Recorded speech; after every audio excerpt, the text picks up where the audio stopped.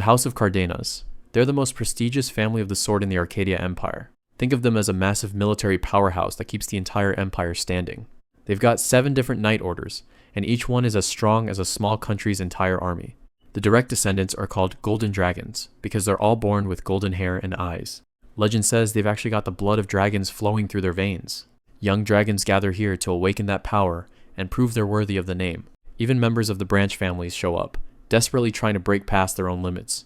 The training center is where every cadet is pushed to their absolute maximum.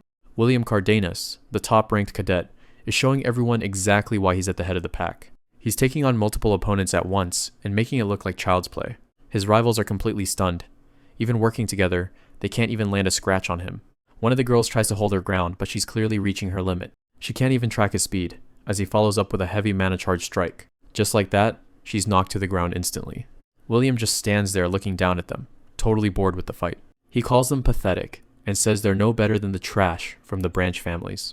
For him, this selection process was basically over before it even started.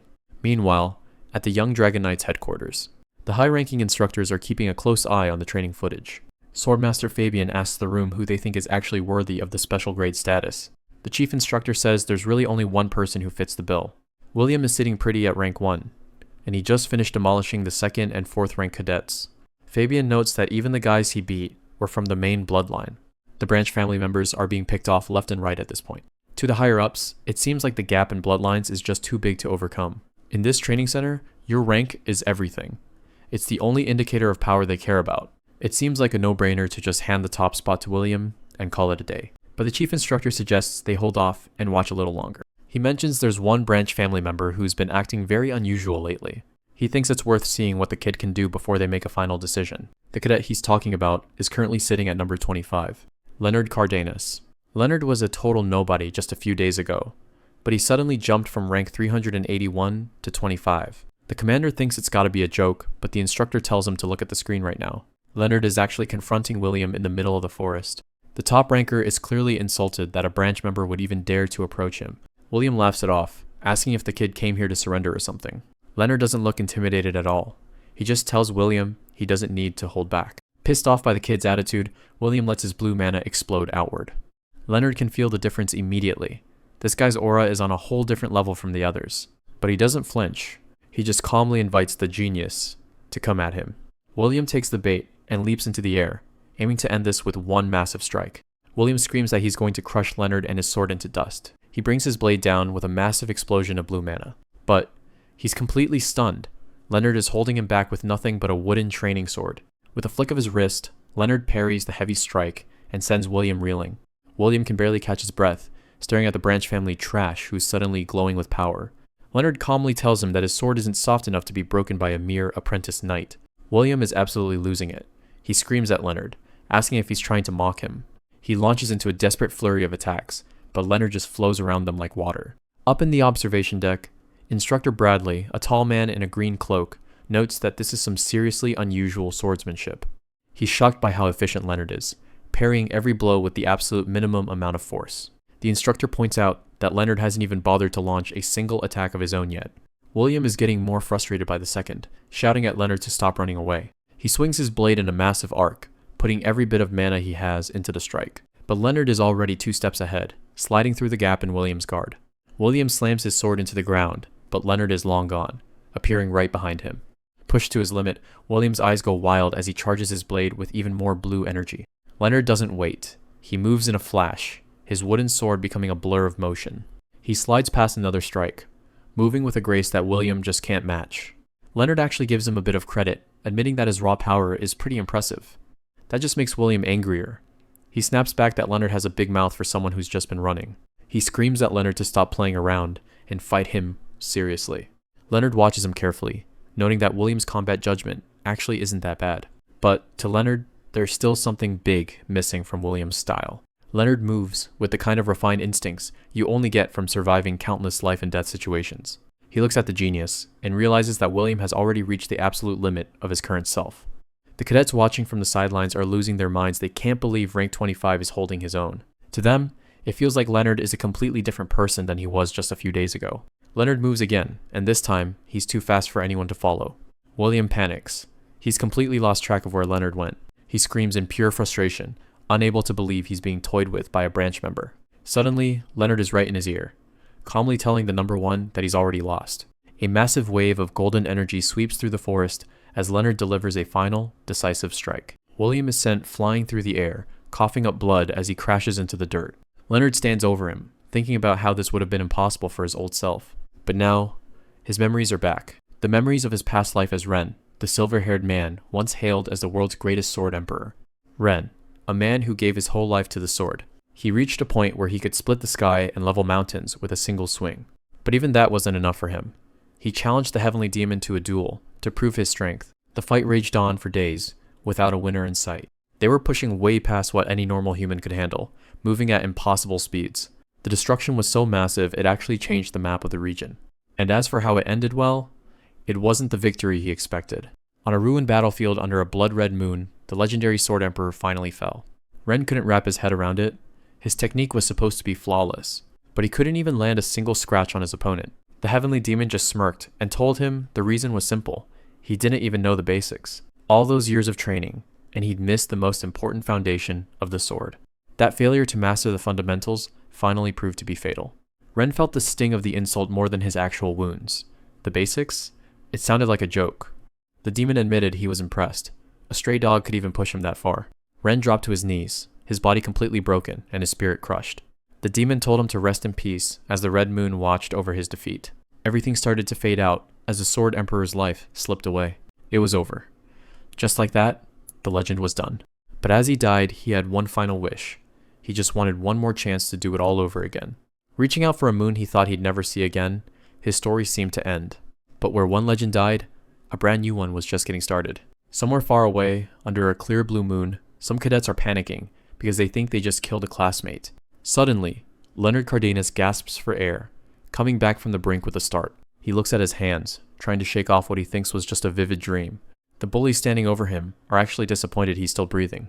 Leonard stares at them, feeling a strange and powerful change in his body. Cadet 257 isn't satisfied and goes in to finish the job with a heavy punch. But Leonard's body reacts with impossible, instinctive precision, catching the strike. He's stunned. His arm moved and blocked the hit entirely on its own. The bully figures it was a fluke and draws a practice sword to teach the trash a lesson. He swings hard, but Leonard moves like a blur, dodging the blade effortlessly. It's happening again. His body is moving way faster than his mind can process. He flows through the air, making every attack look like it's moving in slow motion. Leonard steps in and lands a counterstrike before the guy can even blink. The bully hits the dirt hard. Leonard just stands over him, perfectly calm. The other lackeys are losing their minds. This cadet shouldn't be able to move like this. Leonard stands tall, his eyes glowing a deep crimson as the Sword Emperor's spirit fully takes hold. The bullies are starting to back off, realizing this isn't the same weakling they knew. Cadet 257 tries to rally them, reminding them they were just beating him up a second ago. They charge at him together, desperate to take him down by force. Leonard just looks up, with a faint smile. He finally understands what was missing. Leonard strikes, his body moving with a fluid grace that feels completely natural, as if he's lived for this very moment. He flows through the air, sending another bully crashing into the ground with a single, calculated strike. The third lackey doesn't even see the next hit coming as Leonard continues his relentless, efficient assault. One by one, the bullies fall, left groaning in the dirt as Leonard stands over them, completely unfazed.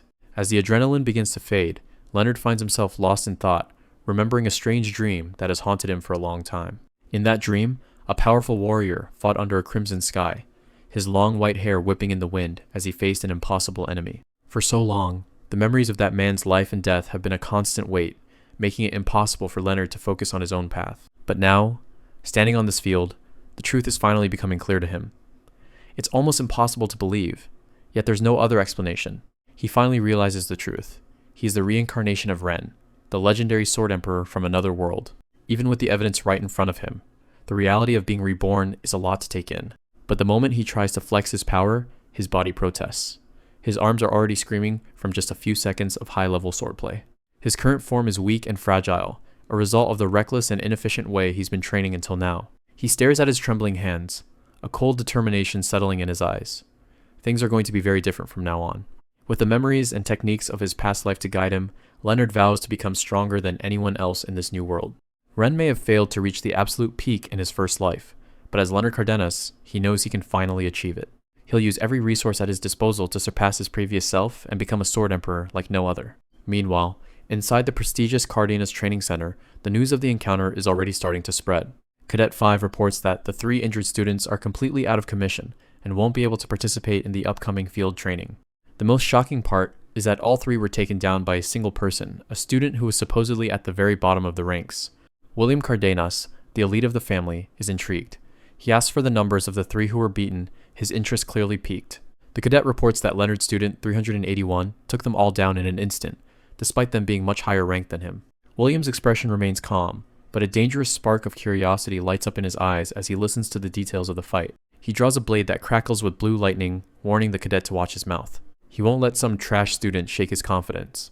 William decides he'll have to see for himself if this Leonard is actually a vessel worth his time, or just another piece of trash that needs to be disposed of. The heavenly demon looks down with a cold smirk. Consider this a parting gift before you go to the afterlife. He tells Ren he failed to reach the higher realms because his foundations were built too late. Ren is falling into the massive crater left from their fight. In the 5 elements, balance is everything. The demon notes that if Ren had just started correctly in his youth, things might have been different. Ren lies in the dirt, bloodied and broken, as his past life comes to an end. Back in the present, Leonard Cardanus sits in deep meditation, blue mana swirling around him. He knows the demon was right. He spent his previous life rushing for power, neglecting the basics. This time, he's starting from scratch while he's still young. He focuses on preparing his new body to handle mana properly, clearing the pathways. A massive magic circle glows beneath him as he stabilizes his internal energy. Even when he was the strongest in the world, his internal power was a mess at this age. He clenches his fist, feeling the potential. He looks up at a banner for the Cardanus family. There's something special about this bloodline he hasn't figured out yet. Later, the lunch rush hits the academy's dining hall. Cadets are everywhere, grabbing their trays. Leonard takes a bite. It's actually pretty good food, definitely an upgrade from his last life. He needs a balanced diet to fuel his growth spurt, so he makes sure to clear his plate. A massive shadow falls over his table. Someone calls out his old rank. Number 381. It's one of the other cadets. He's heard about the fight from yesterday and asks if Leonard is more hot-headed than he looks. He notices Leonard has quite the appetite today, especially since he usually just picks at his food. Leonard looks at the guy's badge. It's a single digit. 7. The guy corrects him. He's the new. Number 7 now. He flexes, bragging about taking down the previous holder. In this school, you steal ranks through duels. Leonard doesn't care about the posturing. He just asks what the guy wants. Number 7 tells him not to be so cold. He's just trying to pass on some useful intel. He points out the heavy hitters. The high rankers are already moving to expand their factions and take control. The top spots are mostly held by the direct descendants of House Cardanus, the ones with the golden hair and eyes. The guy looks around nervously, telling Leonard to keep his voice down. Leonard tells him to just get to the point. The guy sighs, noticing Leonard feels like a completely different person lately. He slams his hand down, saying they need to band together if they want to survive the coming power struggle. Over half of the 500 cadets have already submitted to the big factions. He mentions a few other high rankers are already teaming up with him. He wants Leonard and his crew too. Leonard gives him a flat refusal. He has zero interest in joining any side. He picks up his tray and heads out, telling the guy he appreciates the info and owes him one. Number 7 is left stunned. This definitely isn't the same. Number 381 he knew before. The sun is setting as Leonard walks out of the academy building. He stops and looks over his shoulder, sensing someone following him. Do you have business with me? A pair of boots stops right behind him. The voice tells him they definitely do. 2 cadets with wooden swords are blocking his path. One of them, with a bandage on his face, shouts that number 1 is calling for him. Apparently, the top student took an interest after Leonard snubbed number 7's invitation. Leonard just turns his back on them. It's all a bit too professional for a bunch of kids playing power games. He tells them to get lost. He's not interested in their little club. The guy snaps. He calls Leonard a bottom feeder and charges with his sword raised. He lunges across the open space, aiming to take Leonard down from behind. Leonard watches him close the distance in a single leap. For someone so young, his physical stats are impressive. The sword comes down, but Leonard's eyes flare. He's already seen through the move. The guy is losing it. He can't wrap his head around how Leonard just blocked a blade with his bare hands. Leonard didn't just block it, he shattered the practice sword into pieces. The attacker is frozen, realizing he's way out of his league. As the cadet stumbles back, Leonard stays perfectly calm. He starts thinking there might be something special hidden in the Cardanus bloodline after all. He looks the guy dead in the eye and asks if he really wants to keep going. The cadet is sweating bullets, but his pride won't let him back down.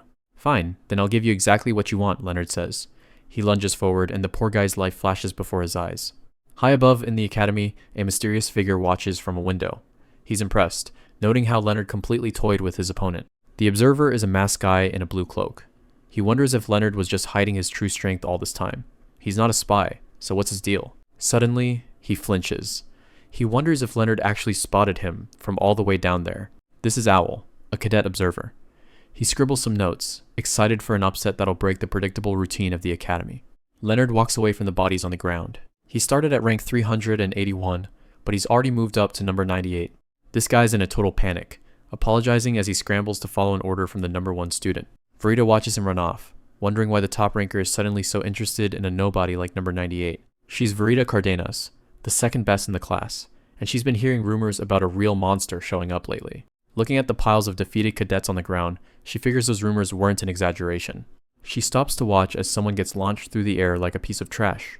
Leonard is the one doing the damage, landing a kick that sends his opponent sliding across the dirt. He stands there looking bored, telling everyone again that he's not interested in their little clubs. He moves like a blur, disarming the guy and leaving him in the dust without breaking a sweat. He just reaches down and takes the guy's badge. He's the new number 25 now. Verita walks up and congratulates him on the move up the ladder, but she's mostly just curious. She zooms in, looking past the surface to see what this kid is really made of. To her, Leonard's energy looks like a massive, swirling storm of power that shouldn't belong to a rookie. Leonard looks at the badge in his hand, knowing this is just the first step of many. He notices her staring and realizes she can see his internal energy. She's got the mind's eye.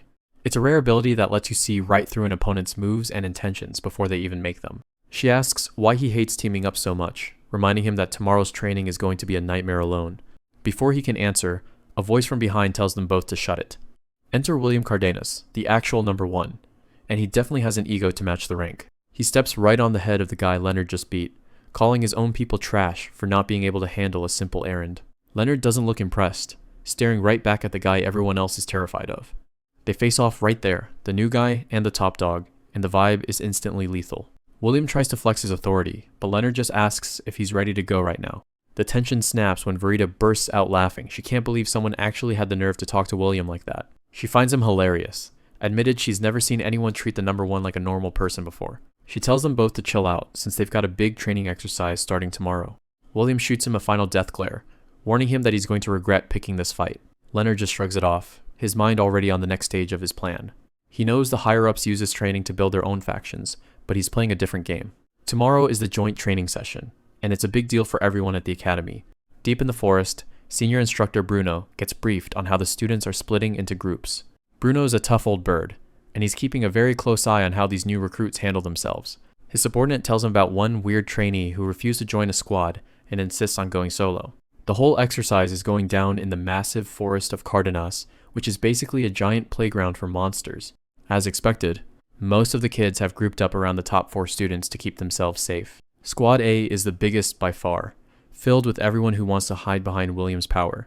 Verita leads Squad B, attracting the students who actually want a leader with a brain. Squad C is the commoner group, the guys who don't have a fancy name but still want to prove they belong. Squad D is the strategy group, led by number 4 and focusing on tactics instead of just brute force. Squad E is the island of misfit toys, basically everyone who got rejected from the other groups. And then there's Squad F, which is just Leonard by himself, ready to take on the whole forest. He looks out over the trees, noticing that the training grounds are way bigger than he anticipated. Bruno spots him walking into the woods alone and asks if that single pack is really all the gear he brought. Bruno looks over the meager supplies Leonard packed, just some water and biscuits. He asks if Leonard really thinks that's going to be enough for what's coming. Leonard isn't worried at all. He tells the instructor that since this is supposed to be a survival exercise, bringing anything more would just be cheating. To everyone else, this is a group project, but Leonard knows the truth. It's just one big game of King of the Hill, where you steal as many rank badges as possible. Before he can head out, someone interrupts and asks the instructor for a quick word with the new number 25. It's Dylan Cardanus, the number 4 student. He tries to sound helpful, warning Leonard that the forest is way too dangerous for a solo run. Dylan's got a smile that doesn't reach his eyes, looking every bit like a snake as he offers Leonard a spot in his squad. Leonard sees right through the act and tells him to buzz off, making it clear his business is his own. He knows exactly what Dylan is after a useful pawn to throw at the monsters when things get hairy, only to be ditched later. Dylan just laughs it off, pointing out that every other squad is packing heat with dozens, even hundreds of members. He thinks his offer is more than fair. Leonard doesn't feel like explaining himself. He's not here for a squad picnic. He's here to win his own way. The mask slips, and Dylan's tone turns cold. He finally gets why the top ranker hates Leonard. It's that annoying arrogance that usually gets people killed. Without any warning, Dylan lunges forward, trying to force the issue with a sudden strike. He's stunned when Leonard moves like a ghost, slipping past the attack before Dylan can even finish his sentence. Leonard's footwork is unlike anything Dylan has ever seen, shifting his weight in a way that feels completely unnatural for a cadet. In a flash, Leonard counters, leaving Dylan reeling from the speed of the transition. Dylan realized something terrifying. Even when Leonard struck, there was zero killing intent, meaning he's already mastered his emotions like a pro assassin. Dylan ends up eating dirt while Leonard stands there, looking as calm as if he were just out for a morning stroll. Bruno steps in, impressed by the display. He tells Leonard that since this was just a scuffle, his rank won't change, but he'll let the solo squad head out into the forest first. Leonard gives a simple nod and prepares to depart, taking the head start he was just handed. As he passes by, Leonard realizes just how scary Instructor Bruno is. The guy has zero presence, but the power radiating off him is absolutely massive. He charges into the tree line knowing that even with his past life experience, the monsters in this forest are going to be a real headache. He thinks about the competition kids like William and Verita are already monsters in their own right, even at this age. It's not just luck. He's starting to suspect the Cardanus bloodline is hiding a serious secret to produce this many geniuses. But he's got no time for mysteries right now. His first priority is finding a solid hideout where he can set up shop and start picking people off. Inside the command center, Instructor Bruno overlooks several holographic screens, asking for a full report on the current situation since the training began. One of his subordinates reports that the fighting started a lot sooner than they expected this time around. As soon as Squad A hit the forest, they didn't even bother looking for a base. They went straight for the throat and ambushed Squad C. It was a complete slaughter. Almost everyone was wiped out in the one-sided assault, except for number 3, who managed to barely scramble away. Bruno finds it interesting that they chose a surprise attack right from the jump, even though he already knew their leader was sharp. But he realizes the leader wasn't just playing a numbers game. It was a cold, calculated move. He explains that for a massive group like Squad A, dragging the battle out is a death sentence because of supply issues, so they had to strike fast. They caught everyone off guard by ignoring the usual base building phase, proving their leader is operating on a whole different level of strategy. Bruno moves on, asking for the status of Squad B and Squad D next. Turns out, those two squads realized the threat and formed an alliance to take down their common enemy, the top-ranked Squad A. Bruno is impressed by their quick reaction, noting this batch of cadets is looking much more promising than the last one. He then turns his attention to the remaining squads, asking Instructor Colin for her update. Colin looks a bit tense as she acknowledges him, clearly feeling the pressure. She starts by saying Squad E hasn't really done much since they picked their leader, but then she pauses.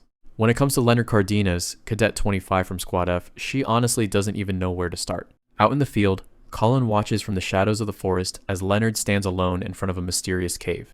She's completely thrown off when he suddenly speaks up. Even for an instructor, her presence masking is supposed to be top tier. Leonard turns his head slightly, calmly telling her he has a question he needs answered. Colin realizes her cover is totally blown. The kid knew exactly where she was the whole time. She steps out from the trees with her arms crossed, telling number 25 to go ahead and ask whatever he wants. Leonard gestures toward the cave, saying he wants to use it for his camp, but he can see it's already occupied. He wants to know if the beast hiding inside is one of the ones tamed by House Cardanus. Right then, a massive blue wolf lunges out of the darkness, snarling with its claws dug into the dirt. Colin confirms it's a direwolf trained by the family, so it's technically safe, but she knows no single cadet should be able to take it on. She gets a little smirk, thinking she'll just watch and see if Leonard is all talk, or if she'll actually have to bail him out. She tells him she doesn't care what he does to it. If he wins, he can use it as a bed for all she's concerned. But she adds the caveat that he has to actually defeat the thing first. The wolf leaps through the air with terrifying speed, aiming right for him. Leonard doesn't even flinch, thinking the beast has decent reflexes for a pet as he gets ready to counter. He decides he might as well go easy on it since the spot is just too good of a campsite to pass up.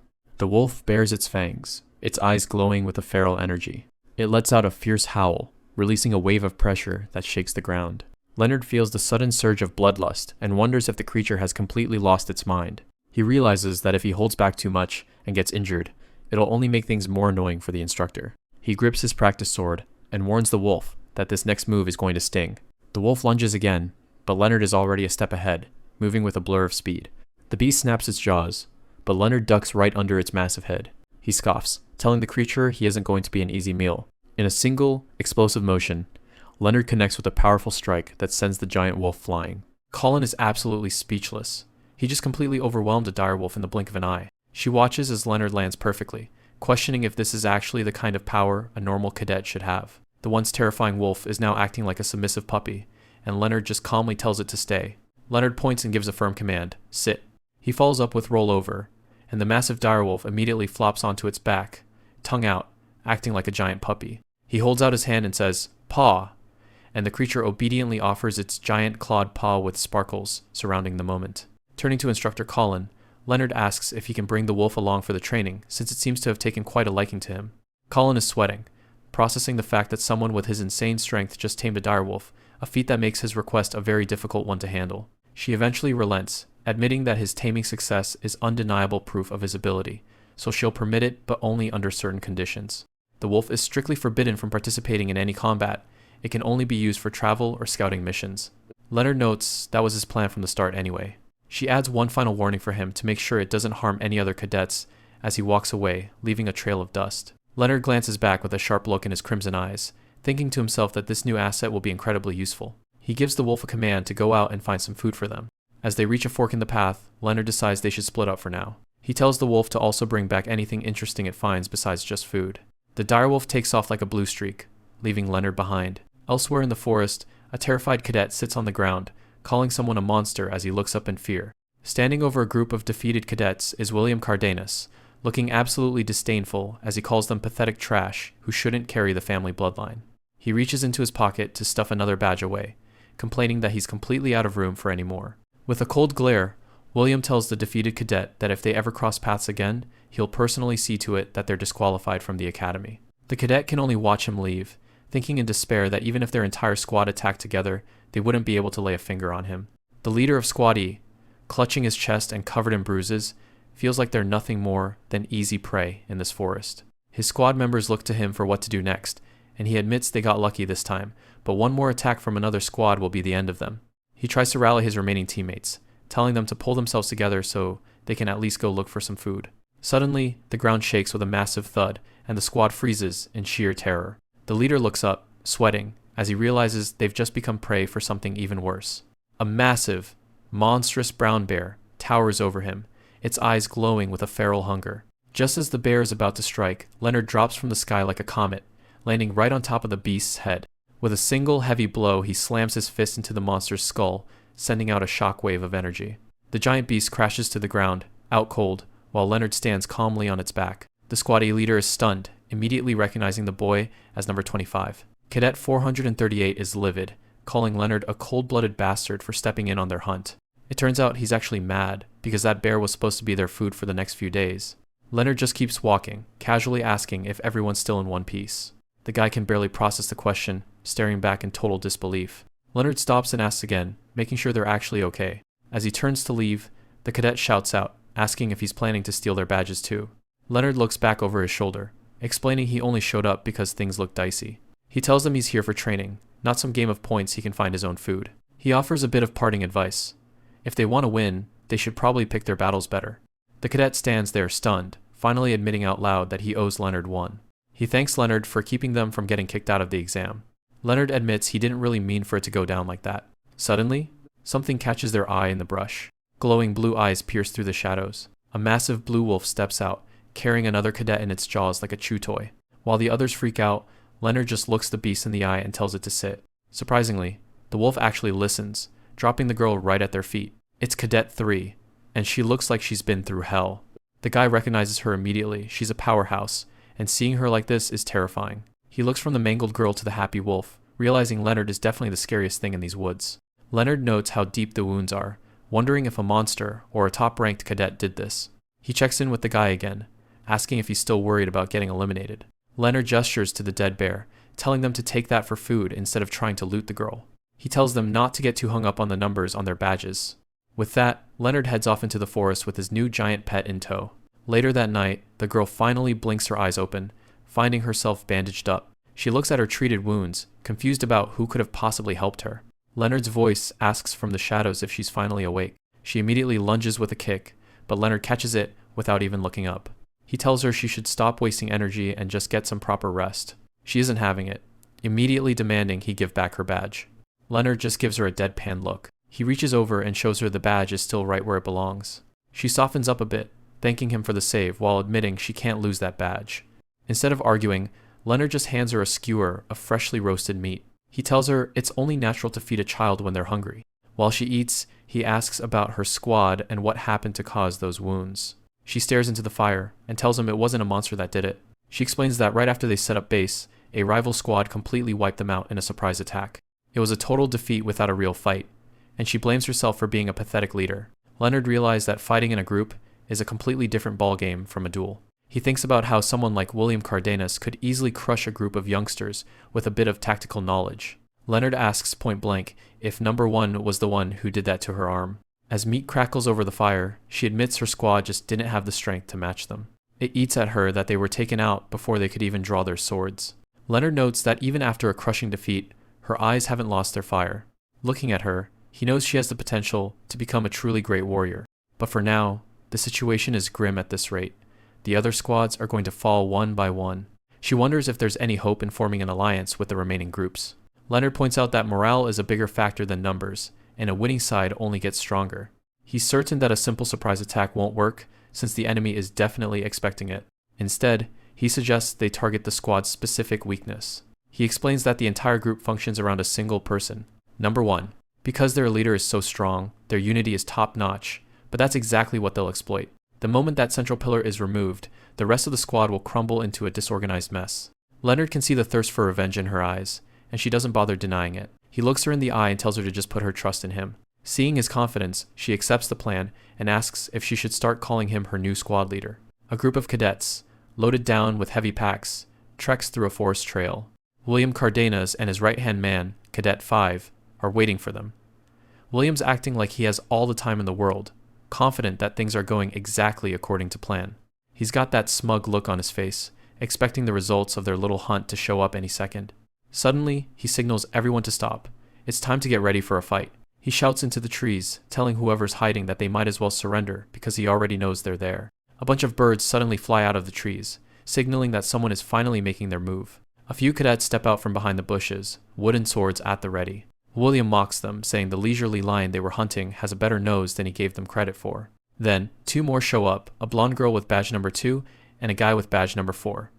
William asks if they're more like dogs than lions. He just laughs at them, calling their little ambush attempt pathetic and predictable. He looks down on the girl, wondering how someone as weak as her has the guts to even stand in front of him. But number 2 isn't intimidated. She just smiles back and calls him a complete disgrace to the House of Cardanus. She keeps the insults coming, calling him a showy peacock who's all talk and no bite. That strikes a nerve. William's expression turns nasty as he tells her she's about to find out what real dignity looks like. The 2 groups clash in a blur of motion. It's total chaos. Everyone's charging in, and number 2 squad is trying to take down William's group in one hit. Cadet 5 tries to keep his side together, shouting for everyone to tighten their formation and hold the line. Wooden swords are flying everywhere as the cadets get into a massive brawl. The blonde girl tries to go toe-to-toe with William, but she realizes pretty quick that his strikes are incredibly heavy. Even with her special eyes that are supposed to read movements, she can't see through his technique at all. William looks bored as he pushes her back effortlessly. He keeps her on the defensive, not giving her a second to breathe. He mocks her, asking if she really came all this way just to show off such useless, petty tricks. With one quick move, he slams her down hard. She thinks she sees a chance and lunges for his back. She's sure she's got him, reading the movement of his muscles to time her strike. But halfway through, it hits her. The opening he left is just way too obvious. Her eyes go wide as she realizes she walked right into his trap. William counters with a massive blow that sends her flying. He looks down at her, admitting she's at least better than the guy with badge number 4, but she's still way too slow. He leans in, his sword creaking against hers as he overpowers her completely. A close-up of his cold gaze shows he's thinking about someone else, someone like number 25. He finishes her off, leaving her gasping on the ground. William stands over her, telling her to just give up because she was never on his level to begin with. He's ready to declare himself the winner of the entire training exercise. But a voice from the tree stops him, calling his victory a bit too hasty. A new figure walks out of the shadows. It's Leonard Cardanus. He's walking out casually, dragging a defeated Cadet 5 behind him like a sack of laundry. William can't believe his eyes. He's shocked that number 25 is actually there. Leonard drops the unconscious cadet and says he's just returning the favor for what William did to his squad. William starts yelling, saying a trash like Leonard shouldn't even have a squad in the first place. Leonard just stares him down with those piercing red eyes. He admits that at the start, he didn't have anyone. As William stands there confused, A loud scream echoes through the forest behind them. Leonard points out the battle unfolding below. The lower-ranked cadets, the ones everyone looked down on as worthless, are finally pushing back in their own rebellion. The group is in high spirits, cheering for number 25, their unexpected leader. Leonard steps in to interrupt the celebration. The cadets are starstruck seeing both him and number 3 together. Leonard reaches out a hand to the group, proposing an alliance. One of the cadets, number 438, is hesitant. He's worried that they're just a weak squad and will only hold him back. Leonard looks at them firmly. He tells them to stop being so obsessed with the numbers on their shirts. He explains that training is the same for everyone, and those numbers are just labels that don't reflect their real potential. He uses a diagram to show that only a very small number of people ever truly awaken their unique traits. He points to himself and number 3. Even though she's from a branch family, she climbed all the way to the top through pure effort alone. Leonard mentions his own journey, how he crawled up from number 381 to his current rank by his own strength. Number 438 is still in disbelief.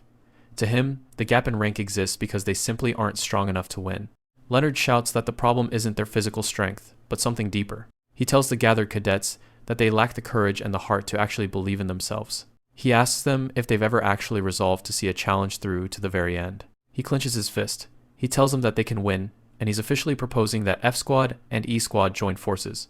Leonard extends his hand again, asking if they'll join him to take down number 1 together. Number 3 raises her wooden sword high. She rallies the crowd, telling them to charge for the sake of the man who believed in them. William looks on in disgust, asking number 3 if she has no shame in joining hands with those beneath her.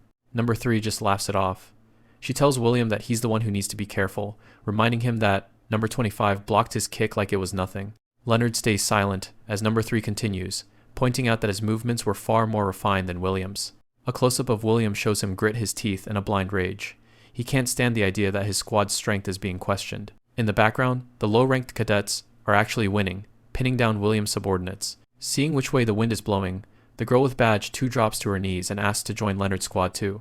The boy with badge 4 follows suit, deciding he'd rather surrender to Leonard than keep losing to someone he can't stand. William explodes with anger. He screams at them, asking if they have any pride left as members of the House of Cardanus. William is fuming, telling them to stop being stubborn and just admit their defeat. Leonard stands his ground as William points his sword at him, calling him out by his rank, number 25. William challenges him to a duel right there, putting the victory of both squads on the line. He lunges forward, determined to prove the massive difference in their strength once and for all. Leonard just gives a small, confident smirk. This was exactly what he was waiting for from the start.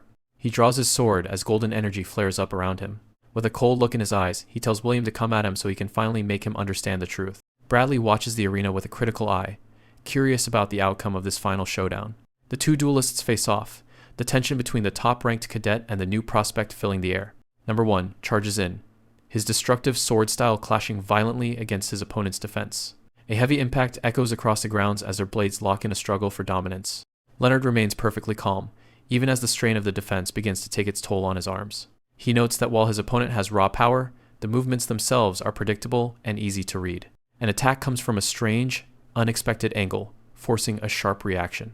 Leonard realizes this must be the same trick that took down the second-ranked cadet. Bradley stands in the shadows, quietly impressed by the display of skill. Leonard sees right through the technique, a magnificent feat to achieve in such a short time. Bradley can hardly believe a cadet without a trait is pulling off moves that even the top ranks struggle with. He realizes, the moment their blades clash, that this isn't just a contest of physical strength. The secret to number 1's strength is revealed the invisible, formless power of psychokinesis. Waves of mana ripple through the air as the top ranker unleashes his hidden advantage. His blade strikes from impossible trajectories where normal force shouldn't apply. By pouring psychokinesis into his arm and blade, he generates a devastating amount of unconventional power.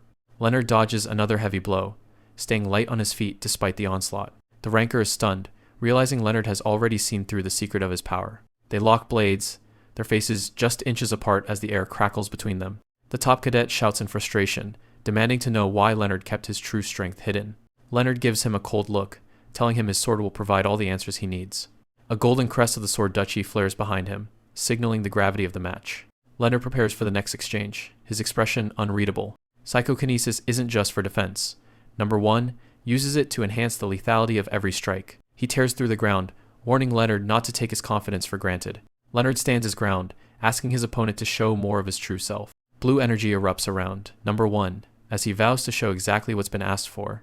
Leonard knows his current body is weak and can't use his old powers, but he also can't afford to draw unwanted attention. He decides there's only one way to end this quickly. His gaze sharpens, fixed entirely on cutting his opponent down. The ranker unleashes waves of force that shatter the earth around him. Leonard leaps through the chaos, dodging the invisible blades with impossible grace. Frustrated, number 1 swings wide, trying to catch his elusive target. Leonard flips over him, landing a kick that sends the top ranker reeling. The spectators are baffled, struggling to understand how the underdog is controlling the fight. They realize the top cadet was using his power to mask his movements, making his style cowardly and difficult to track. Despite the invisible trait, Leonard continues to dodge every single strike thrown his way. The other cadets are stunned that he hasn't even been touched yet. One observer realizes that it isn't cowardice at all, something much more deliberate is happening.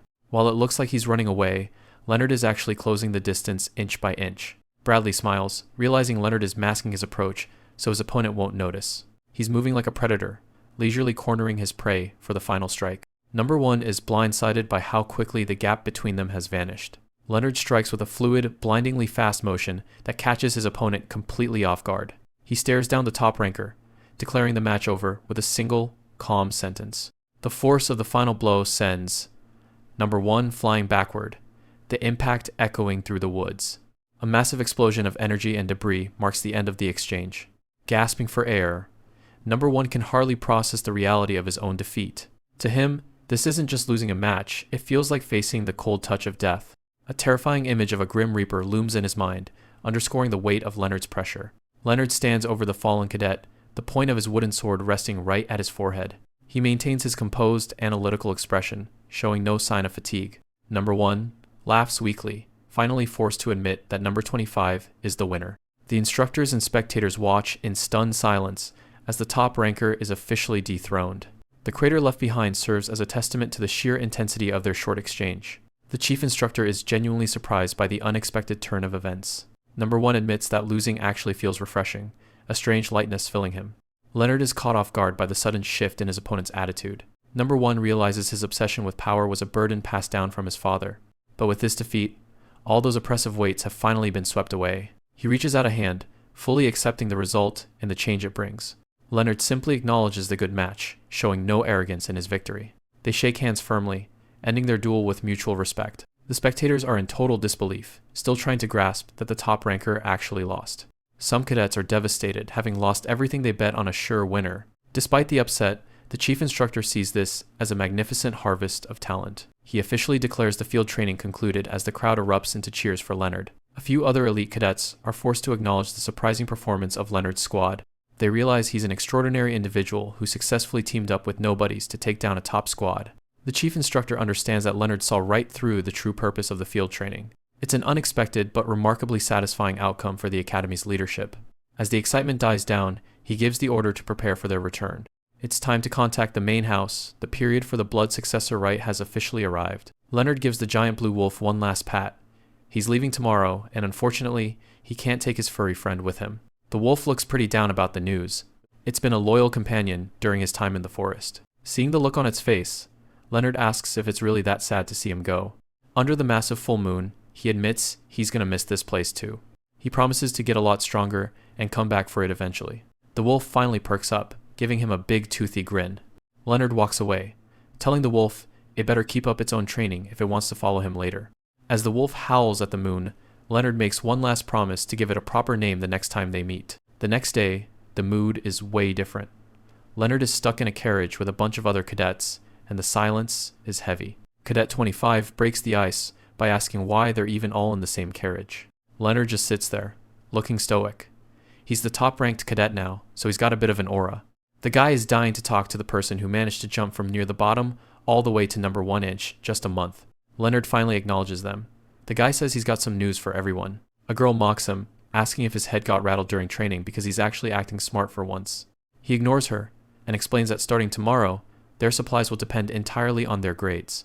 He also brings up the blood successor rite, which sounds like a big deal. Apparently, the Cardanus bloodline has special mana circuits that set them apart from normal people. The rite is a ceremony specifically designed to awaken those unique circuits. Once awakened, they'll be able to manipulate mana way more freely than before. Those who succeed get to join the Young Dragon Knights, an elite group that sounds pretty legendary. Cadet 25 admits he's never heard of them, mostly because their existence is kept secret from the public. It's a specialized order for live combat training, focusing on fostering the next generation of masters. Leonard chimes in, asking if everyone's circuits are really that different. The guy explains mana cores. Their attributes and quantity vary from person to person. The blue-haired girl mentions the old rumor that dragon's blood flows through their veins. According to the guy, the fewer cores you have, the better. Having just a single core is considered the absolute peak of talent. The guy then boasts that he's definitely a single core genius himself. The girl laughs at him, reminding the carriage that single cores only show up once every decade. Leonard remembers his past training, which involved balancing all 5 elements. He asks if it's possible to have 5 cores. The guy confirms it's called a pentacore, but says it has the worst training efficiency imaginable. The biggest issue is the resource drain.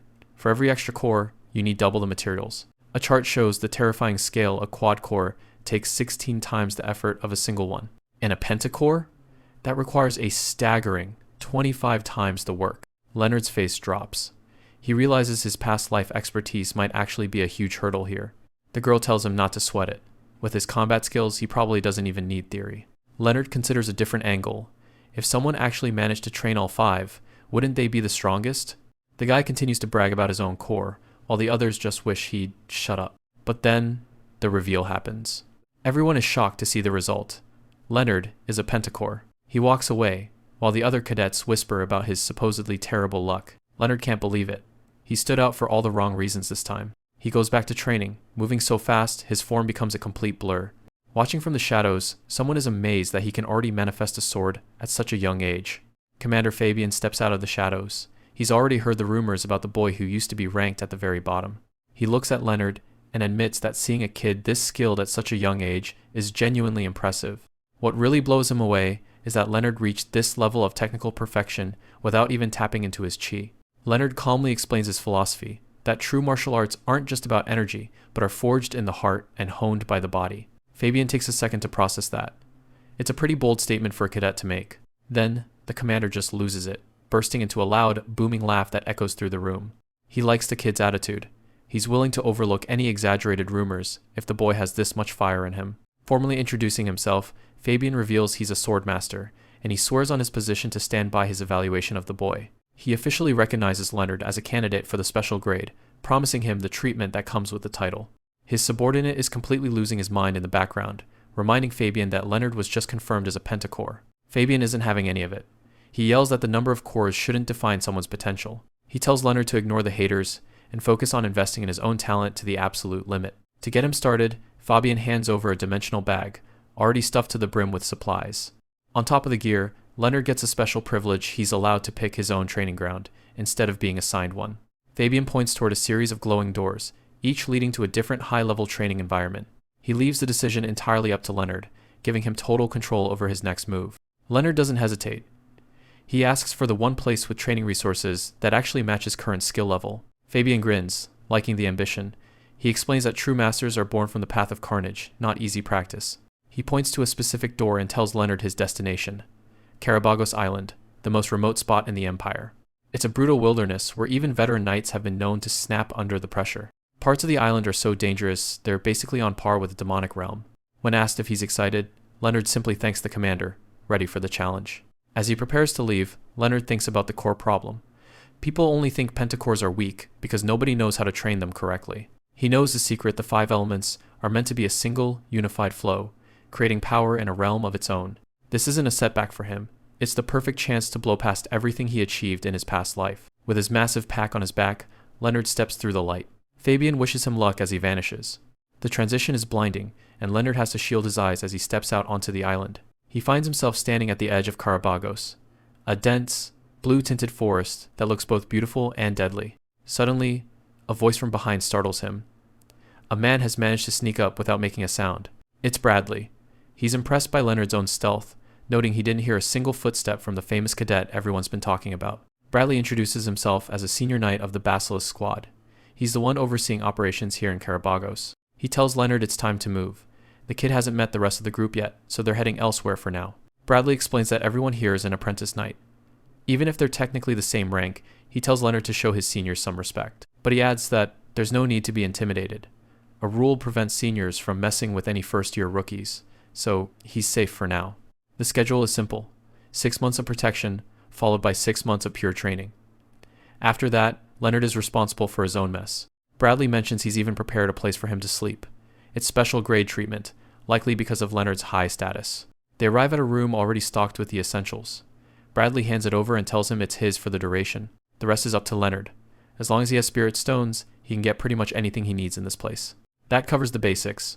Bradley checks to see if the kid has any actual questions before he leaves him to it. Leonard wants to know the real difference between the protection period and the training period. During protection, Bradley supports all his activities. During training, he only steps in to make sure no one else lays a hand on him. Leonard asks if there are any rules against killing or serious injuries. Bradley's answer is firm. Killing is strictly forbidden. Leonard has one last question. What's the actual value of the resources he was given? Bradley tells him to just take a look for himself. The bag is loaded with 3,000 spirit stones and 100 elixirs for every attribute. It's an absurd amount of loot for a single person. Bradley watches him, thinking Leonard must have really impressed the commander. Even direct descendants rarely get this kind of support. Leonard asks what spirit stones actually are. They're mana-infused ores used to gradually expand a person's mana capacity. Bradley says this many stones could help a regular guy reach the 10th stage. Leonard is confused, he's never heard of these stages before. The knight realizes he needs to explain the local ranking system. He starts with how to tell a practitioner's power level. Martial artists in this world are split into 5 major realms, each with 10 minor stages. Crossing a realm brings you closer to being a true master. The first is the body tempering realm. It's all about using internal mana to expand your capacity and strengthen your physique. Next is the external force realm. This is where you refine that mana until it can be projected outside the body as aura. Then there's the transcendent realm. It's a bit harder to define because it varies from person to person, focusing on individual growth. The fourth is the demigod realm, a state where the mind transcends physical limits to project an inner image into reality. And the fifth? That's where you surpass humanity entirely and reach literal godhood. Leonard listens intently from his mat. It's called the divine transformation realm. Its legendary status. Bradley gets a bit emotional, noting that nobody besides their ancestor, Cardanus, has ever actually reached it. He snaps at the idea that it's just a myth. If the progenitor hadn't slain the dragon, everyone would still be living as slaves. He calms down and finishes the lecture. It's time for the real training to begin in earnest. The first step is mana cultivation. Bradley tells him to use those resources to beef up his body and expand his mana capacity. Then he just walks out, telling Leonard to do his best. Leonard is left a bit stunned by the sudden exit. He sits there for a second, wondering if that was really all the instruction he was going to get. He looks down at the scattered spirit stones. Absorption, huh? Seems simple enough for a start. Leonard notices the ambient mana in the room is surprisingly thick. He figures he could probably train just by soaking it in while walking around. If that's the case, he's in luck. He clenches his fist, ready to test the waters. He smirks. He already mastered this whole absorption process in his past life, so this should be a total breeze. He starts the process, and mana begins to surge through his arm with incredible intensity. Even he's surprised by the speed. In just a few hours, he's already hit the 3rd stage. At this rate, he could probably reach the 5th before the day is even over. He flops back onto the floor. His memories from his previous life are making this training almost too easy, but then he stops himself. Finishing an entire stage in a single day would look way too suspicious to everyone else. He thinks about the commander. The guy already believes he's a once-in-a-generation genius, no need to prove him right that quickly and draw heat. He decides to mix in some old techniques to make the story more believable. It would be a waste to let all these resources sit around unused. Outside, the other cadets are already watching him from the shadows, likely wondering what kind of monster just moved in next door. A couple of cadets watch Leonard's cabin from the bushes, noting that he's been holed up inside for over a month and a half. They figure he's staying shut in until he hits at least the 5th stage. If he wants to survive around here, that's the bare minimum requirement. Leonard finally steps out into the fresh air, looking a bit worn out from his long seclusion. He decides he's done with the wooden training tools. It's time to ask Bradley for a real sword. He tracks down the senior knight and makes his request. Bradley is skeptical, wondering why a rookie needs a real blade so soon. Bradley warns him that just because he's gotten a little stronger, it doesn't mean he should start getting ahead of himself. Instead of arguing, Leonard throws a punch into the air, sending a massive shockwave that shatters the rocks behind him. Bradley stands there in silence, taking in the sudden display of raw power. He admits the growth is remarkable. Reaching the 3rd stage in just 1 month is pretty much unheard of for a pentacore. But then Bradley's aura shifts, turning dark and oppressive as he prepares to remind the kid who's boss. He looms over Leonard with a terrifying presence, warning the apprentice not to forget his place. Just as quickly, the tension snaps. Bradley lightens up and hands over a real sword, telling the kid not to look so frightened. He offers some parting advice. Stay safe. and don't do anything reckless. Leonard takes the blade with a respectful thanks. Bradley adds a catch though. If Leonard loses the sword, he's going to be paying him back in spirit stones. He holds up a crystal with a smirk, making sure the kid understands the debt he's just taken on. With that settled, Bradley turns and walks off, telling Leonard to keep working hard. Now that he's finally armed with a real blade, Leonard pulls out a map to plan his next move. He spots a location marked with a skull and decides that's exactly where he needs to head. Deep in the Forest of Remnants, a pack of goblins waits in the shadows for their next victim to wander in. In the dark woods, a group of green monsters lurks. These are hobgoblins, currently sitting at a rank of E2. Leonard walks calmly through the carnage. No matter how clean the cut, you can never quite hide the metallic stench of fresh blood. He swings his blade with chilling precision, telling the beasts he's doing them a favor by putting them out of their misery. As they die, their mana crystallizes into spirit stones. Leonard reaches out to claim his prize from the dirt. He's gathered about 100 low-grade stones in a single day. It's a decent haul, but it's not enough to satisfy him. The forest is full of nothing but E-rank small fry, and they aren't helping him grow fast enough. Suddenly, he catches a new scent. It's different from the others, heavy and predatory. Could it be a gnoll? The creature isn't even trying to hide its presence. It's bold, clearly viewing Leonard as nothing more than a snack. Leonard draws his sword, a calm look on his face. The beast is making a fatal mistake by underestimating him. The wolf-like monster growls, its eyes glowing with a murderous intent as it prepares to lunge. It attacks with a massive axe, the force of the swing shattering the ground and kicking up clouds of dust. Leonard slides back effortlessly. He tells the stupid mutt to stop all the useless yapping. He can feel the raw power behind the attack just by shifting its trajectory. This thing is surprisingly strong. He leaps away from another heavy strike. If the hits are this big, his best bet is to just dodge everything. Something is wrong. This strength is far beyond anything he was taught about a normal gnoll's capabilities. Usually, a standard goblin is rank E1, and their evolved hobgoblin counterparts are E2. A normal gnoll is supposed to be a rank D1. It's rare for a monster to evolve more than once, but it happens. Leonard stares down his opponent. This beast definitely doesn't look like a simple D1 to him. He identifies it as an adnol, a dangerous D3 rank creature. It's exactly the kind of challenge he's been looking for. A slight smile plays on his lips. He hasn't had a chance for training this good in a long time. His eyes glow with a sharp red light as he prepares to get serious. It's time to see what this thing can really do. He moves like a ghost, weaving through a flurry of blue energy trails as the monster swings wildly. He pivots on one foot, dodging a reckless attack with inches to spare. He knows a hit like that would barely leave a scratch. He gets in close, the adnol's massive frame towering over him as its axe misses once again. The monster slams its weapon into the ground, burying the axe head deep in the cracked earth. Leonard watches its clumsy movements. At the end of the day, it's just a beast, relying on pure brute strength. He spins his blade, drawing a wide circle through the air as he positions himself for the final blow. A single, powerful strike connects with the monster's neck, sending blood spraying into the air. The beast falls. Leonard stands over the corpse, genuinely surprised by the loot it leaves behind. A mid-grade spirit stone. Finding one of these in the Forest of Remnants is huge. It's worth 100 low-grade ones. He looks at the dying monster. Fighting guys like this should help his internal energy grow a whole lot faster. He sheathes his sword and starts to walk away. It's no wonder the regular apprentice knights are too scared to come near this place. Later, Leonard sits cross-legged in deep meditation, mana swirling around him in a cold blue mist. He checks his progress and is shocked to find he's already reached the 10th stage of the body refining realm. This is bad. If the word gets out that a pentacore like him broke through this fast, it's going to cause some serious trouble. He needs to find a way to keep getting stronger and gathering resources without making such a huge scene. 3 months go by. Outside his training shed, footsteps crunch on the gravel as someone approaches. A group of cadets is hanging around the entrance. One of them is complaining about having to check on him every single day. The senior cadet tells him to suck it up. They need to be the good seniors he meets first to get on his good side. In a powerful house like Cardanus, connections are the best weapon you can have. A handshake here means everything. He points toward the door, noting that Leonard is the undisputed number 1, and even the commander has an eye on him. He gives Hayden a hard shove toward the door. It's time for the blonde cadet to go in and introduce himself. Hayden stands outside the hut with a bucket of fresh fish, calling out to the newbie inside. He warns him that he won't make any progress if he doesn't stop to eat properly. He peeks through a gap in the wooden boards, wondering if the kid has actually kicked the bucket. Since there's not a single sound coming from inside, he decides it's time to head back. Inside, Leonard watches them go. He's surprised to find that his seniors are actually being quite decent, and he finally understands why they've been snooping around. His crimson eyes glow in the darkness as he tracks their movements. From his spot behind the door, He could clearly see every detail of their faces through the cracks. He knows that if he stays as Leonard, his training results will be too much of a shock. But if he can pass himself off as a veteran who's been here for 10 years, no one will bat an eye. He settles into a meditative stance to prepare his next move.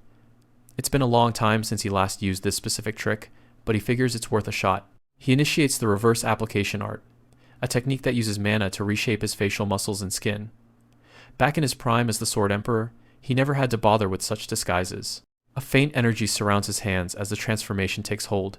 He's confident that this will be enough to keep the others from noticing anything suspicious. As his features shift, he thinks back to the boy he just saw. He remembers the name Hayden and prepares to step out as a disguised veteran. 3 months have passed, and Leonard's ended up in the foggy depths of the Bone Mountain Swamp. He's moving like a ghost through the brush, sticking to the #1 rule of survival: always erase your presence. This place is a nightmare, crawling with poisonous creatures that are experts at staying hidden. Just beneath the surface of the muck, lizardmen are lying in wait for him to let his guard down. A typical lizardman is a C-rank threat, making them even more dangerous than the abnormal cases he's faced before. One lunges out of the swamp, but Leonard is already midair, preparing his strike. He brings his blade down with surgical precision, carving right through the beast. The kill was clean, but Leonard worries he might have made enough noise to wake up something bigger. Sure enough, a massive shadow looms out of the mist behind him. He doesn't even hesitate to engage. He's got no time to play around with monsters that don't know real swordsmanship. After clearing the area, he's gathered about 1,500 intermediate spirit stones, which means it's finally time to move to the next cultivation realm. But crossing into a major realm is a violent process that usually ends in a massive mana explosion. He's still borrowing Hayden's face to keep a low profile, so he can't afford to cause a scene on Cardanus Island. He needs a secluded spot somewhere that can mask the energy and keep him out of the wind and rain. He spots a field of glowing plants tucked away by a cave entrance. These aren't just plants. They're high-quality spirit herbs that soak up mana way better than stones. But a place like this isn't unguarded. A massive, tusked troll steps into view. Leonard ducks into the shadows as he senses another presence approaching. The troll braces itself as the ground starts to shake. A lycanthrope suddenly charges, slamming into the troll to start a brutal territorial fight. The wolf starts calling down lightning, the sheer power of the attacks making the earth tremble. Leonard watches from the sidelines, surprised that monsters at this level can actually manipulate the forces of nature. The troll isn't backing down though, hurling massive chunks of rock with ease. Even with all that debris flying, the lycanthrope manages to dodge at lightning speed. Neither side is giving an inch as the brawl intensifies. While they're busy tearing each other apart, Leonard sees his chance to slip past. He figures he can explore the cave while the heavy hitters are distracted. He moves silently toward the dark opening in the rock face. Once inside, the noise of the battle completely vanishes. This silence is exactly what he needs for his breakthrough. Then he sees a glowing golden tree in the center of the cavern, radiating incredible energy. It's surrounded by even more intermediate spirit herbs. It's strange though. With this much mana in one spot, he should have felt it from outside the cave. Leonard reaches out to test the air in front of him. His hand meets a shimmering hexagonal barrier. A hidden shield. That explains why no one noticed this place. He stares at the golden tree, wondering just what kind of treasure he's stumbled upon. This is the perfect spot to finally reach the next major realm. But his peace is short-lived. A massive, bloody figure enters the cave. It's the troll. It must have survived the fight, but it's looking rough. Luckily, the deep wounds it took are still wide open and haven't healed yet. Fresh blood is dripping onto the cave floor. Leonard grips his sword. Since this place blocks out all sound and mana, he didn't even notice the beast until it was right on top of him. The beast doesn't even bother attacking him. It just goes straight for the cave entrance, sealing Leonard inside. Leonard isn't worried though. He draws his sword and prepares to take the monster head on. Leonard dodges a massive rock. One direct hit from this thing and it's game over. He stays on the move, avoiding the dark energy, cracking the ground behind him. Staring down the giant's massive back, Leonard prepares to end the fight in a single blow. The beast swings, but the boy is already out of the way. Leonard narrows his eyes. The monster isn't just strong, it's using earth and rock to shield itself. The creature flares up with fire, standing like a literal mountain between him and the exit. He realizes this thing is the reason the local lycanthropes were completely wiped out. It's not just big, it's had dual attributes, earth and fire, from the very beginning. The monster glares through the flames, eyes glowing a menacing red. Just closing the distance won't work. Leonard needs a better approach. He leaps into the air to avoid the intense heat. If he touches that, he'll melt in an instant. He waits for the perfect moment, that split second, when the beast takes a heavy step forward. The monster's foot slams down. Now! Leonard lunges in, moving faster than the giant can react. This is it. He calls the end of the fight. The beast realizes too late. Leonard pierces straight through. A massive beam of blue mana shoots out from the monster's chest. Leonard lands and takes a breath, thinking it's finally over. But then he spots a dangerous glow coming from inside the monster's wound. It's a mana core, and it's vibrating with pink energy. The core detonates, turning the entire cave into a furnace. Leonard is caught right in the blast. If he doesn't protect himself, he's done for. The force of the explosion sends him flying into a tree. He coughs up blood. The impact was so hard, he's pretty sure every bone in his body just shattered. Fire is everywhere. The whole cave is going to burn to a crisp in less than 5 minutes. No one is coming to help him in this hole. He's completely on his own. He decides to gamble. Reaching a higher realm is the only way his body will heal in time. There's no time to hesitate. He starts the breakthrough process right then and there. He starts drawing mana from spirit stones, forcing it into his damaged circuits. He's using 1,500 spirit stones at once to jumpstart the healing. He needs even more fuel, so he starts gathering every spirit herb in the vicinity. He shoves the herbs into his mouth, absorbing their power as fast as possible. Preparation is done.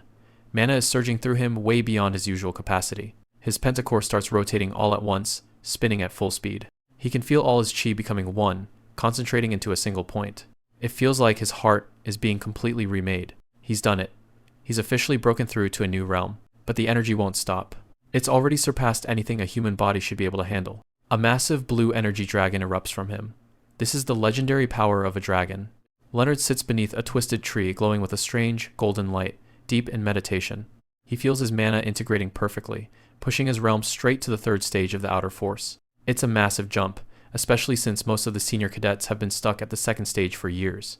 He knows this kind of growth is going to send shockwaves through the Cardanus family. Checking his hands, he finds that his injuries are completely healed and his energy is flowing smoother than ever. It's almost hard to believe he walked away from that massive explosion without a single scratch. A brilliant glowing fruit hangs from one of the tree's branches.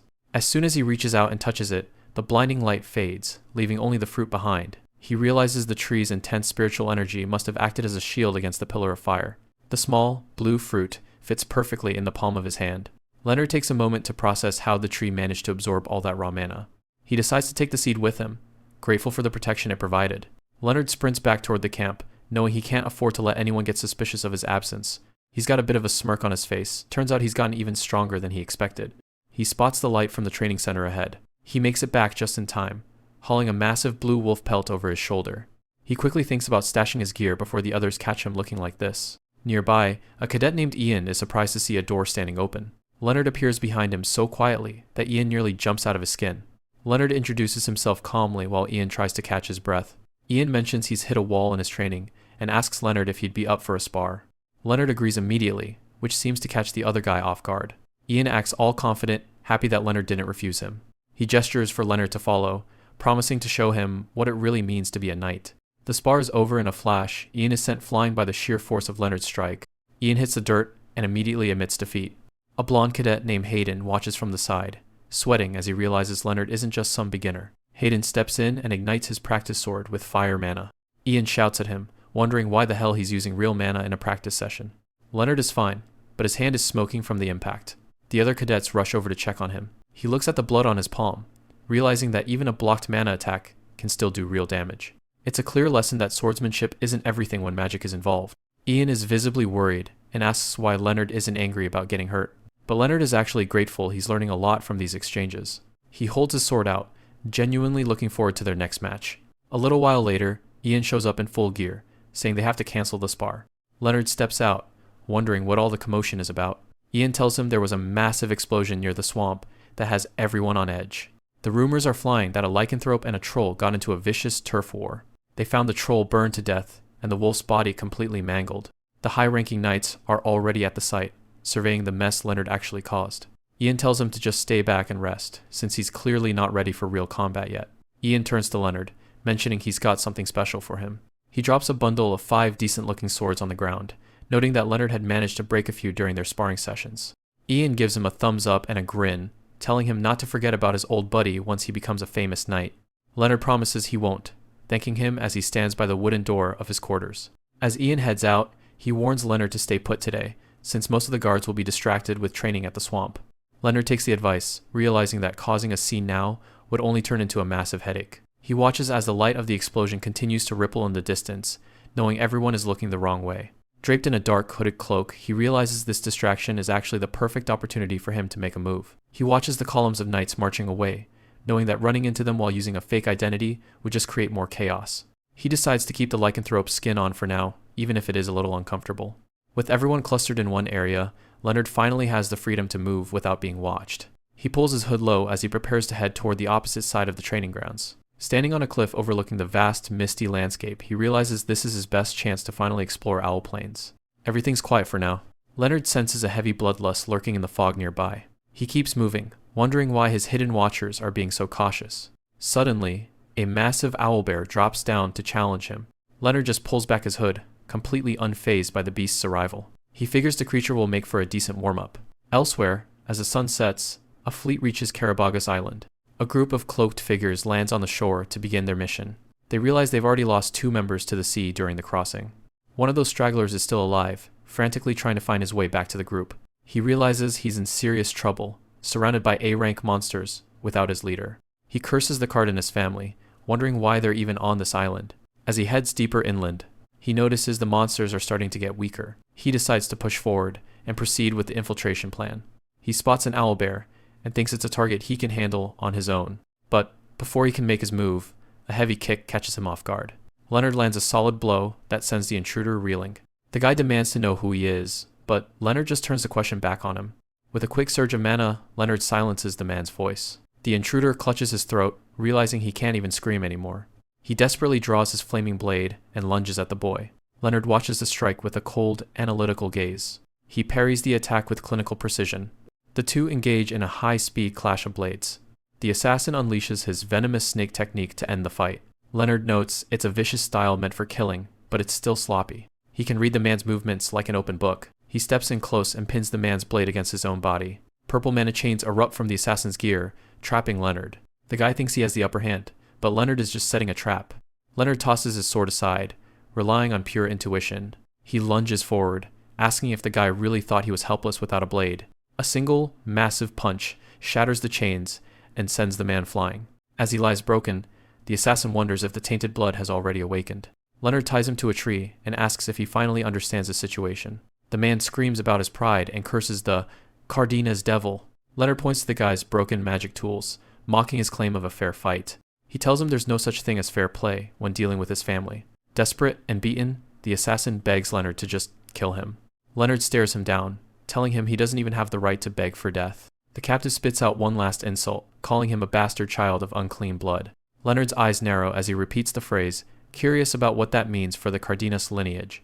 The captive screams that the sins of his family are literally flowing through Leonard's veins.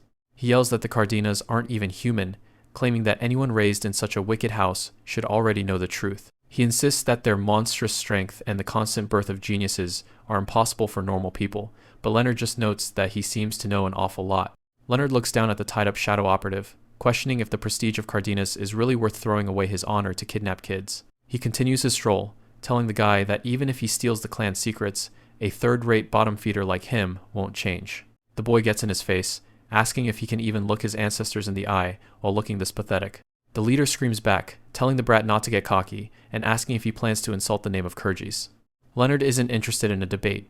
He delivers a fluid blue aura strike that cuts right through the captive. As the operative's life fades, the teen notes that people tend to forget the obvious when their minds are a mess. He tells the dying man that since his mana circuits were just shredded, he'll be dead soon, so he better start confessing. Flashback. Kyrgyz was a decent-sized kingdom in the west, once known as the Holy Land of Night centuries ago.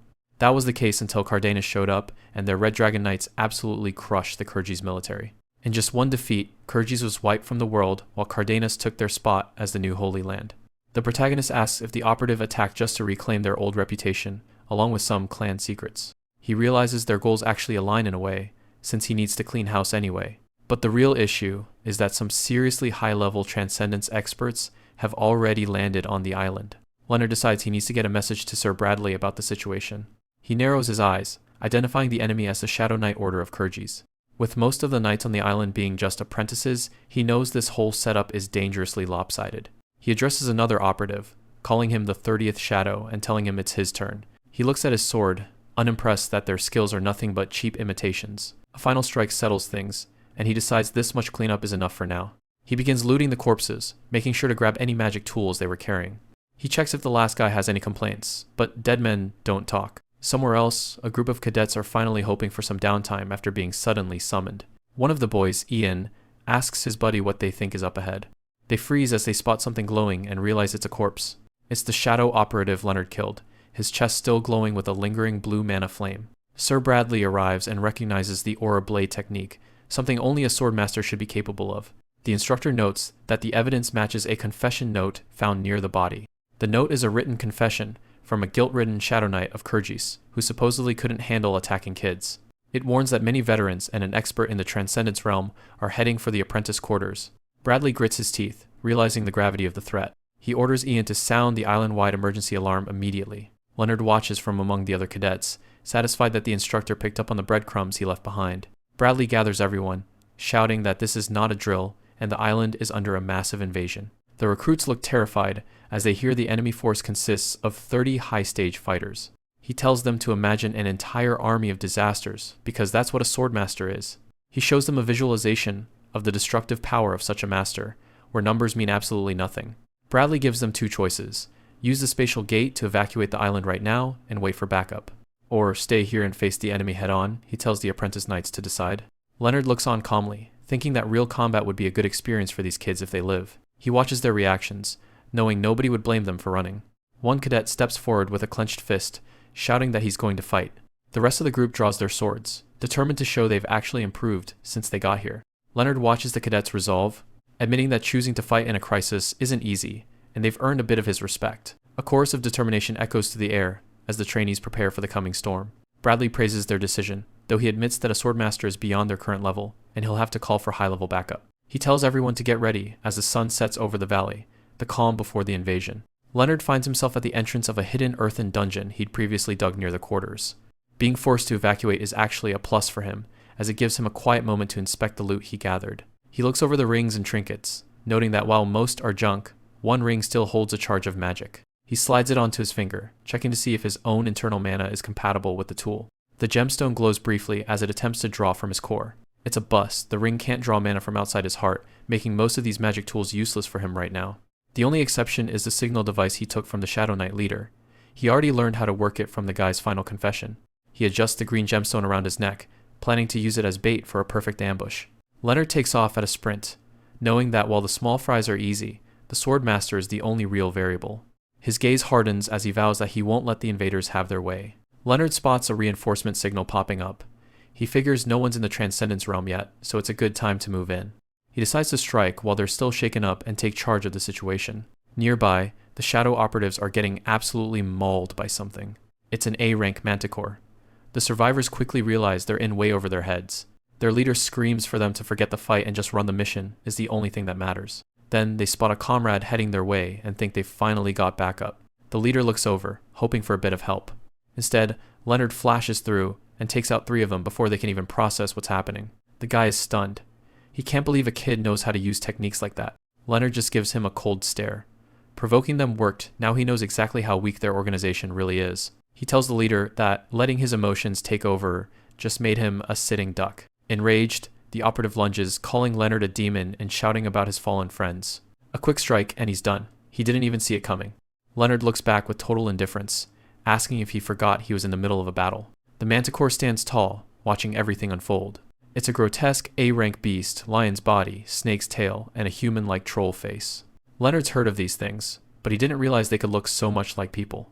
Then, the monster actually speaks, addressing him as a human. Leonard's caught off guard. He didn't expect a beast to be capable of talking. The monster admits that if they fight, it'll be the one to die. Leonard's impressed it can actually gauge his strength. It warns him it won't die easily, and that he is coming soon. Leonard wonders who he is. He remembers them mentioning someone called the 5th Shadow. He realizes a swordmaster is on the way. At his current level, he's got 0 chance against someone like that. He decides staying is a bad idea. He shouldn't be trusting a monster, but he can't ignore the warning. The manticore taunts him, daring him to come closer if he's not afraid to die. Leonard just puts his sword away. He'll let it slide this time, but warns the beast not to expect it next time.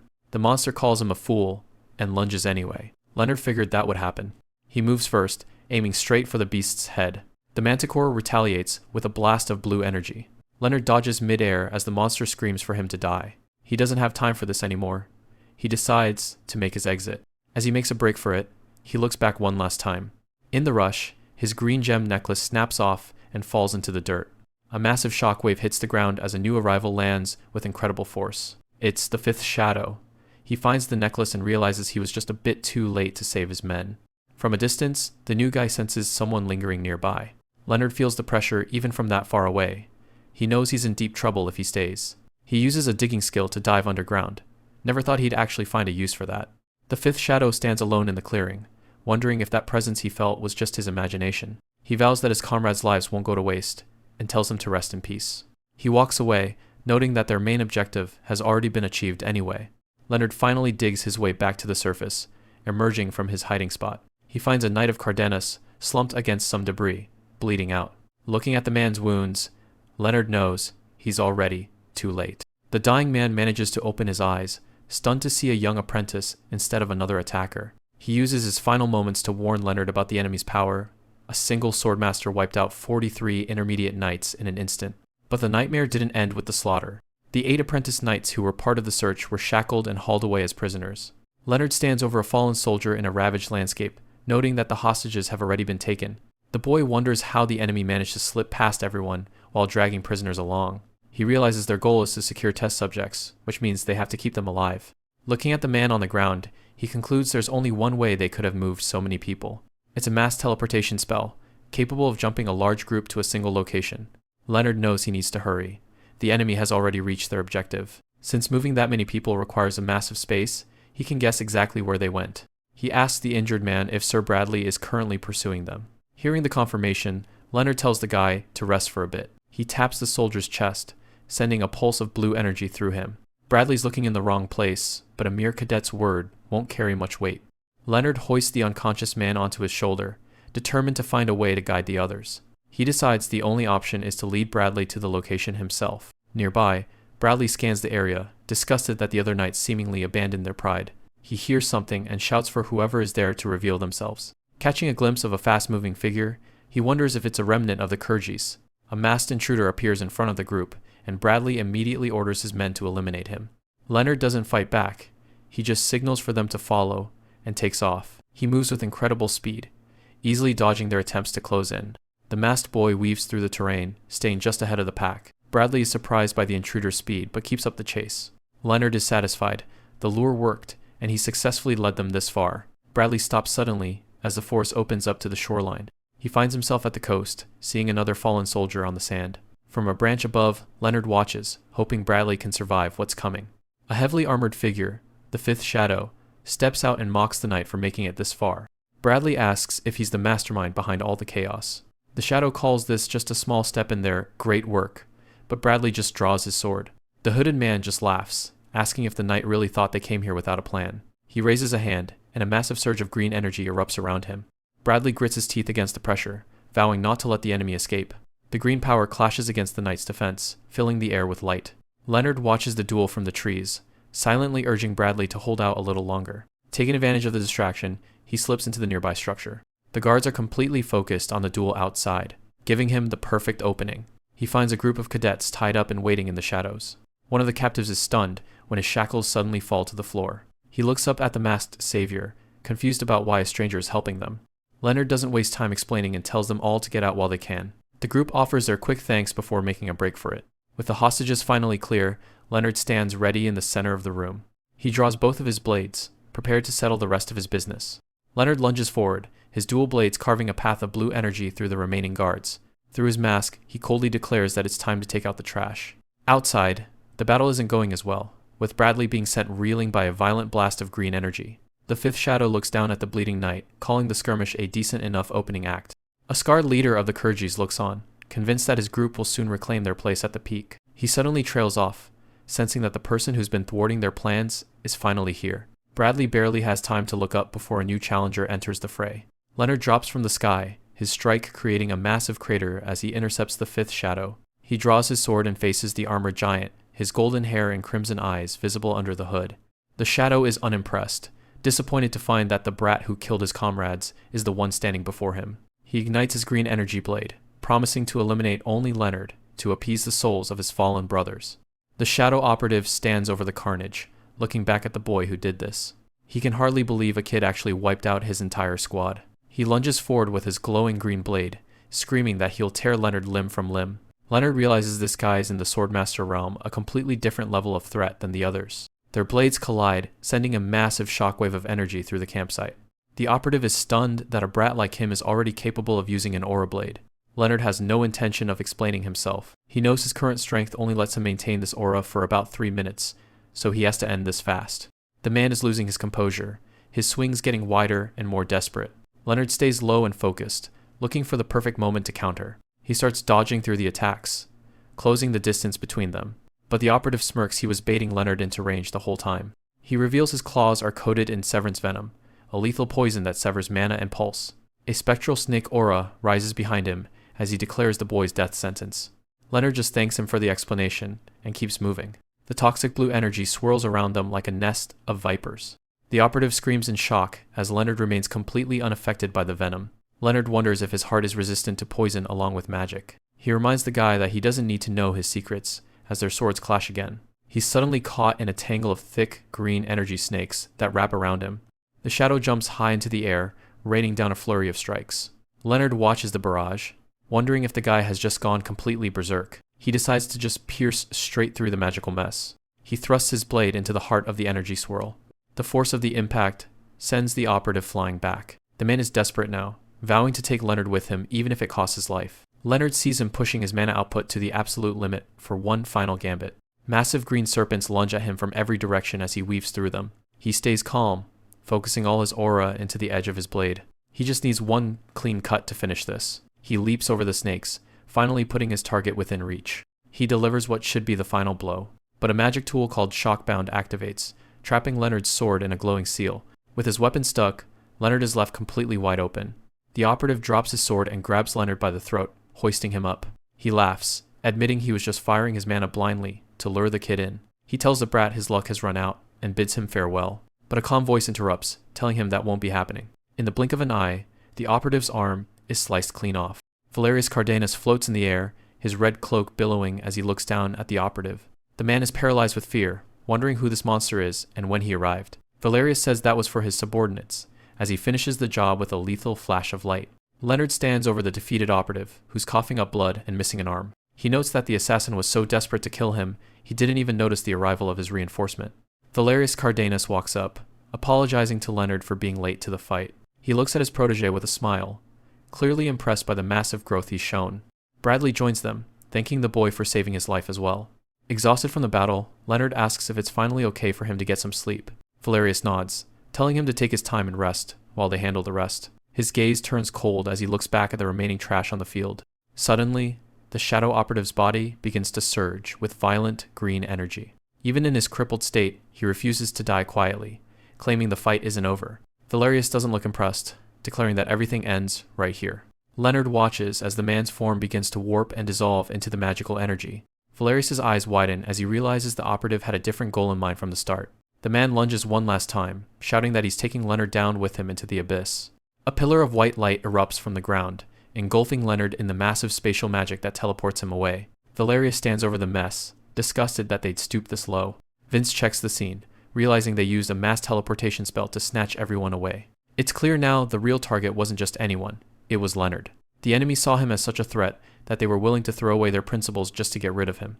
Looking back, it's wild that a brand new apprentice knight could even stand against someone in the Transcendence realm.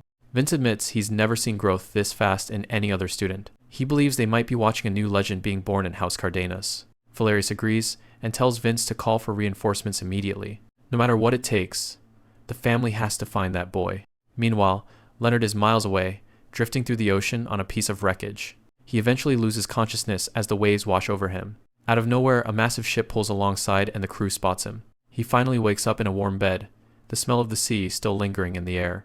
A woman is sitting right there, glad to see he's finally back with us. She explains that she's the one who pulled him out of the water, so he owes her some answers. This is Francis, the captain of the ship called the Aquamarine. Leonard introduces himself, mentioning he's from the Arcadia Empire. Francis is stunned that's an impossible distance to travel across the sea. Leonard just keeps it simple and says his arrival was an accident. He remembers the flash of spatial magic and the face of the guy who sent him here. The bodyguard, Marion, is skeptical, and asks if he's really part of the famous House Cardanus. She noticed right away that his body is way too well trained for a kid his age. Leonard confirms he's a Cardanus and asks if there's a problem with that. Marion whispers to Francis that they should be careful since getting involved with his family is nothing but trouble. Suddenly, a crew member bursts in, looking panicked. He yells that a local gang is starting a riot down at the docks. Leading them is this guy, Luciano Peterson, looking like a total sleazy pirate. Marion realizes they timed this attack perfectly, right when the local council is busy meeting. Francis apologizes to Leonard for the rude awakening. She tells him he's free to leave once he's feeling better and starts heading out. She leaves all his gear right there on the bed for him. Before she goes, Leonard asks why she even bothered to save a stranger. She just smiles and says she isn't the type to abandon someone who clearly needs help. She leaves the room, leaving Leonard to process everything. Down at the pier, a small army of thugs has the ship surrounded. Luciano is waiting at the bottom of the ramp, mocking Francis for taking so long. Marion doesn't waste any time and draws her sword to shut him up. Luciano isn't impressed by the threat at all. He laughs in her face, calling her nothing more than a noisy dog. He pushes her aside like she's nothing, wanting to speak directly to the master. He tells Francis to stop being stubborn and just hand over the ship. He thinks the aquamarine is way too good for a fallen royal like her. Francis stands her ground, reminding Luciano that he doesn't just inherit everything just because his dad died. She makes it very clear she's never handing over the aquamarine. Luciano just keeps being a creep, acting like he's doing them a favor while Leonard prepares to move. Before he can finish his threat, a flash of steel severs his arm in a spray of blood. Leonard doesn't even blink, casually asking Francis if he should just kill the guy now to save them some trouble later. Francis is completely shocked, frantically begging him to keep the man alive. The docks turn into a madhouse as Luciano's thugs panic and try to find his missing arm. Luciano is absolutely livid, screaming through the pain that he's going to kill Leonard for this. He orders his men to slaughter everyone, and they charge in without thinking. Leonard is way out of their league. He moves like a blur, cutting them down with perfect efficiency. He follows up with a heavy kick, making short work of the remaining goons. Francis and Marion are speechless, finally witnessing the terrifying power of a Cardanus. With the fight already over, Leonard notices Luciano has reattached his arm and asks how they want to handle the finish. The two women look on in disbelief at how easily he handled the whole gang. Leonard sees them staring and asks if something is wrong. Francis explains that despite being a dirtbag, Luciano is the illegitimate child of Atlantis' supreme ruler. She goes on to explain that this entire region is governed by the powerful Union Council. The city of Atlantis is a massive stronghold, kept afloat by legendary magical seals. And the man at the top is Pablo El Orlando Peterson, one of the 5 de facto rulers of these seas. Leonard realizes killing him now would be a massive headache and starts to rethink his strategy. He addresses the captain directly, ready to make his move. He decides to offer his services as her bodyguard for the time being. Staying by her side seems like the best way to repay his debt while learning more about this strange new world.